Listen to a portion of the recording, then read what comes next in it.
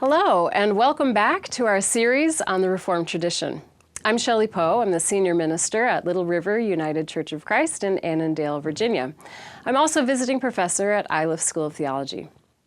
We have already been introduced to the Reformed tradition in broad strokes, and if you missed that video, you can look back from last week. So in this video, we begin our exploration of four of the great Reformed theologians of all time, including Augustine, Calvin, Schleiermacher, and Barth. Today we begin with Augustine of Hippo, and in this video we'll talk about who he was, what he did, and how he has been significant for the Reformed tradition. Augustine of Hippo is a North African theologian from the 4th and 5th centuries. He is called Augustine of Hippo because he was the bishop of Hippo, which is now Annaba, Algeria. At the time he lived, this region was part of the Roman Empire. Augustine also traveled to Carthage quite a bit, which was a great city in Roman Africa. Augustine is so well known because he wrote prolifically, and he did so in a convincing and sophisticated way, combining resources from the Bible, the 300 years or so of Christian tradition that occurred before him, Roman culture and philosophy, and especially the Neoplatonism of his day, through Plotinus and Porphyry. He mostly wrote against other Christians who had different visions for this new religious tradition.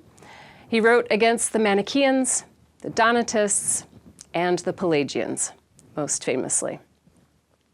Augustine's most well-known book is his Confessions. There are many versions of it, but this is one.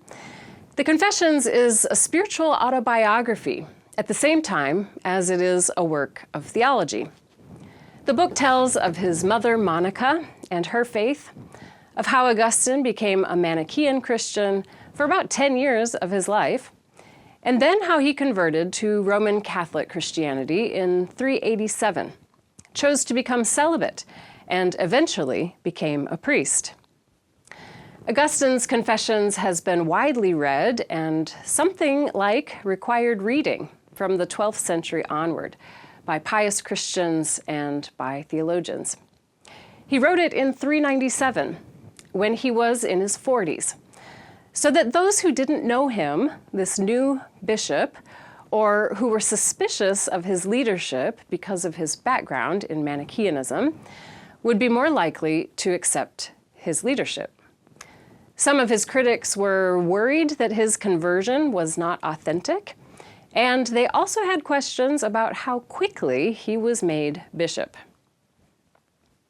The structure of the Confessions is basically autobiography for the first 9 chapters. These chapters cover his infancy and childhood, his adolescence, his student years at Carthage, his time as a Manichae, his time in Rome and Milan, his encounter with Neoplatonism, his conversion to Roman Catholic Christianity, and his mother's death and his grief. Chapters 10 through 13 are mostly his wrestling with Scripture, and especially Genesis, and how to interpret it theologically, connecting it to the story of salvation. But Augustine called this book his Confessions, and so the book includes confessions of sin, confessions of God's glory, and reflections on the word or speech as creative process.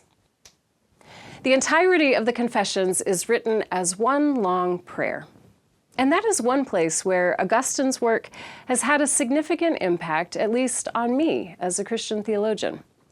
Following Augustine, for me, the task of theology is a spiritual discipline.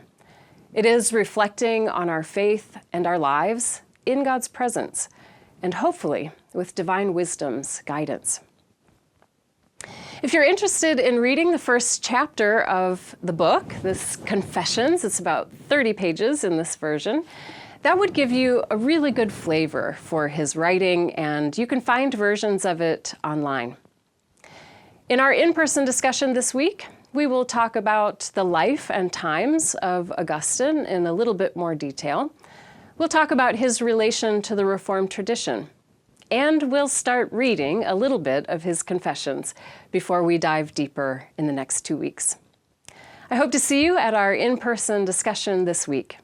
Please like and subscribe to stay in the loop every week. Peace.